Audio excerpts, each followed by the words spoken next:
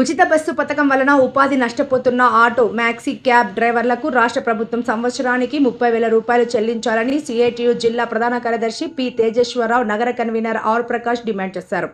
ఉచిత బస్సు పథకం వలన నష్టపోతున్న ఆటో డ్రైవర్లను ఆదుకోవాలని కోరుతూ జిల్లా పరిషత్ గ్రీవెన్స్లో సిఐటియు ఆధ్వర్యంలో డిప్యూటీ కలెక్టర్ గారికి వినతి పత్రం అందజేయడం జరిగింది. నమస్కారం అండి.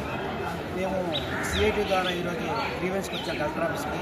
మాకు ఆగస్టు 15 నుంచి బస్సులు ఫ్రీ పెట్టడం వల్ల ఆటో డ్రైవర్లు రోజుకి ఇంటికి 5 రూపాయలు తీసుకొని వెళ్లకుండా అయిపోతున్నాము. అసలు మాకు వ్యాపారాలు ఉండటం లేదు. కావున ప్రభుత్వం దీనికోసం మాకు చర్చించి ఏదో ఒక విధంగా మాకు ఆదుకోవాలని మేము కోరుకుంటున్నాము. ప్రతి సంవత్సరం వైఎస్ఆర్ పథకం ద్వారా మాకు 10,000 రూపాయలు వచ్చేది. ఇప్పుడు అది కూడా లేదు. కనీసం మాకు 30,000 రూపాయలు సిఐటి ద్వారా మేము విన్నవించుకుంటాము. కలెక్టర్ గారికి కూడా ఈరోజు మేము గ్రీవెన్స్లో లెటర్ ఇచ్చాము.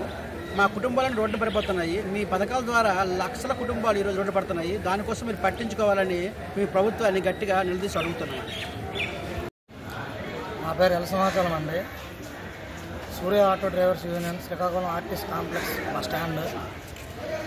ఆగస్టు 15 నుండి శ్రీశక్తి పథకం అనే మహిళలకు ఉచిత బస్సు ప్రయాణం ద్వారా బస్సులు గవర్నమెంట్ నియమించడం జరిగింది. ఆ రోజు నుండి ఈ రోజు వరకు ఆటోలు అక్కడే నిలిచిపోవడం వలన ఇంటికి 400-500 తీసుకెళ్లే పరిస్థితి కూడా ఏ ఆటో కార్మికులకు లేదు. కాబట్టి ఈ అంశం పెద్దల దృష్టికి తీసుకెళ్ళడానికి గ్రీవెన్స్కి వచ్చాం, గవర్నమెంట్ దృష్టిలో పెట్టడానికి. మా సమస్య పరిష్కరిస్తారని సంవత్సరానికి ఇంతకుముందు గవర్నమెంట్ వైఎస్ఆర్ వాహన మిత్ర అని మాకు 10,000 రూపాయలు 5 ఏళ్ళు ఇచ్చారు. ఇప్పుడు అది కూడా లేదు. అలాగే ఏదైనా పథకం మాకు చేకూర్చి ఆ సంవత్సరంగా 15,000 20,000 ఇచ్చేటట్టు ఉంటే మా కుటుంబం ఆర్థికంగా వెనకబడకుండా ముందుకు సాగేలా, మా భార్య పిల్లలతో మేము ముందుకెళ్ళేలా, పిల్లల స్కూల్ ఫీజులు కొట్టుకునే విధంగా మాకు ఉపయోగపడుతుంది అన్నట్టు గవర్నమెంట్ వారికి విన్నవించుకుంటున్నాం. రాష్ట్ర ప్రభుత్వం శ్రీశక్తి పథకం ప్రవేశపెట్టిన నేపథ్యంలో ఆటో కార్మికులందరికీ కూడా దాని తాలూకా ప్రభావం తీవ్రంగా ఉంది.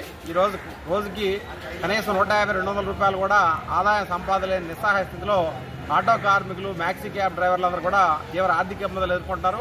ఒకవైపు ఫైనాన్షియల్ ద్వారా అప్పులు తెచ్చి వాహనాలు కొనుక్కున్న తర్వాత ప్రతి నెల ఈఎంఐలు కూడా కట్టలేని పరిస్థితుల్లో ఆటో ఫైనాన్షియల్స్ కూడా ఇబ్బందులు ఎదుర్కోవాల్సిన పరిస్థితి వస్తుంది. అలాగే మొత్తం ఇదే ఆదాయం మీద ఆధారపడి కుటుంబ సభ్యులకి కనీసం ఇంటికి తినడానికి కూడా నిత్యావసర వస్తువులు పట్టుకెళ్ళలేని నిస్సహాయ స్థితిలో ఉన్న నేపథ్యంలో రాష్ట్ర ప్రభుత్వం ప్రతి ఒక్క ఆటో డ్రైవర్కి కూడాను సంవత్సరానికి 30,000 రూపాయల చొప్పున వెంటనే ఆర్థిక సహాయం అందించాలని చెప్పి డిమాండ్ చేస్తున్నాం సిఐటిగా. ఇదే సమస్య ఇప్పటికే శ్రీకాకుళం గ్రీవెన్స్లో కలెక్టర్ గారికి వినతిపత్రం ఇవ్వడం జరిగింది.